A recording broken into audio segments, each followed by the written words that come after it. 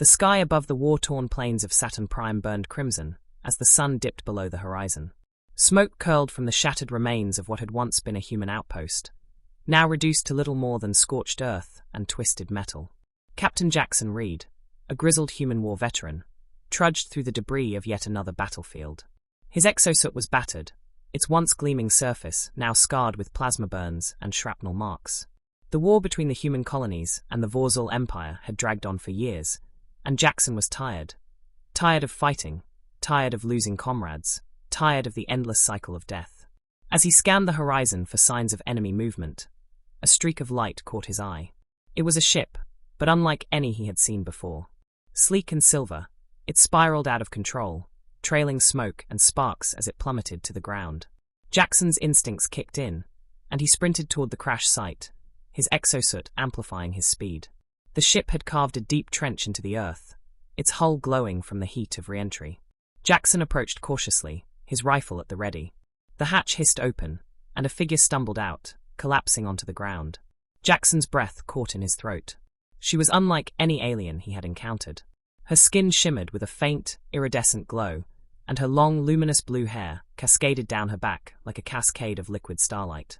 Her eyes, a deep violet, locked onto his, and for a moment, the world seemed to stand still. "Help me," she whispered, her voice melodic yet strained. Jaxon hesitated. She was Vor'Zhul, the enemy. But something in her eyes, something vulnerable and desperate, made him lower his rifle. He knelt beside her, his hands trembling as he reached out to steady her. "Who are you?" he asked, his voice rough from disuse.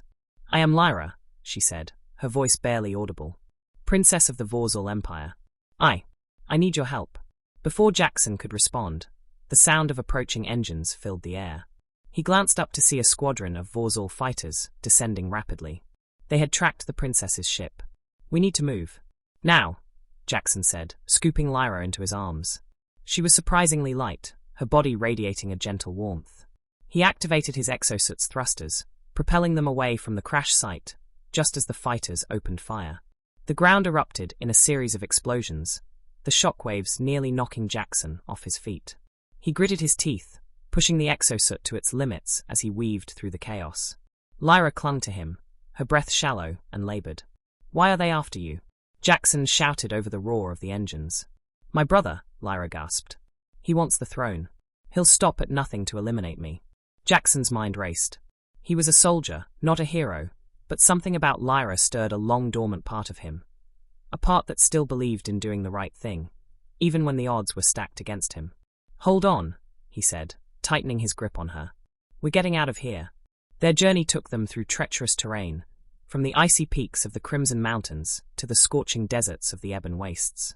Along the way, they grew closer, sharing stories of their pasts and dreams of a future free from war. One night, as they camped beneath the stars, Lyra turned to Jaxon with a question that had been weighing on her mind. "Why did you help me? You could have left me to die. I am your enemy, after all." Jaxon looked at her, his expression softening. "Because I saw something in you. Something worth fighting for. And because I'm tired of the killing. I want to believe there's a better way." Lyra smiled, a warmth spreading through her chest. "Thank you, Jaxon, for believing in me." They infiltrated the capital under the cover of darkness. The city was a sprawling metropolis of towering spires and glowing streets. Lyra led Jaxon to a hidden chamber beneath the palace, where she had stored the evidence of Kael's crimes. As they gathered the data, they were confronted by Kael himself, his cold eyes filled with rage. "Traitor," he spat. "You would side with a human over your own blood?" "I side with the truth, Kael," Lyra said, standing tall. "And the truth is that you have betrayed our people. I will not let you destroy everything we've built." Kael's lips curled into a sneer. "Then you will die with him." The battle that followed was brutal. Kael was a warrior in his own right, wielding a blade of pure plasma that hummed with deadly energy. Jaxon met his assault with every ounce of skill he possessed, his exosuit compensating for Kael's speed and strength. The clash of metal and plasma filled the chamber, sparks flying as their weapons met. Kael struck with lightning speed, forcing Jaxon on the defensive. "You're strong for a human," Kael admitted, "but you're still weak." Jaxon gritted his teeth, blocking a strike that sent vibrations through his bones. "You talk too much." Kael lunged, but Jaxon sidestepped, slamming his fist into Kael's ribs. The impact sent Kael stumbling, but he recovered swiftly, his blade slicing through the air. Jaxon barely dodged, the plasma searing a gash into his shoulder armor. Pain flared, but he didn't slow down. Lyra, still weak from using her energy to get them this far, activated her EMP device, momentarily disrupting Kael's blade. Jaxon seized the opportunity, driving his knee into Kael's stomach before delivering a crushing blow to his face. Kael staggered, blood dripping from his mouth. Roaring in fury, Kael lunged again, his movements fueled by desperation. Jaxon anticipated it. He caught Kael's wrist, twisting it violently. Kael's weapon clattered to the floor. Jaxon followed through with a powerful uppercut, sending Kael sprawling onto his back. "It's over," Jaxon growled, standing over him. Kael's eyes blazed with defiance. "You think killing me will stop this war?"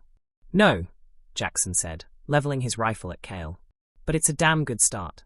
Before he could pull the trigger, Lyra placed a hand on his arm. "No, Jaxon. We need him alive." Reluctantly, Jaxon lowered his weapon. "Then let's end this another way." With Kael subdued, they transmitted the evidence to the Vor'Zhul Council. The truth of his crimes spread like wildfire, turning his own people against him. The war was over. Years later, Jaxon stood on a hill overlooking the rebuilt city of Saturn Prime. The scars of war had faded, replaced by a thriving community of humans and Vor'Zhul living side by side. He had dedicated his life to preserving Lyra's legacy, ensuring that her dream of peace would never be forgotten. And for the first time in a long while, he wasn't ready to let that go.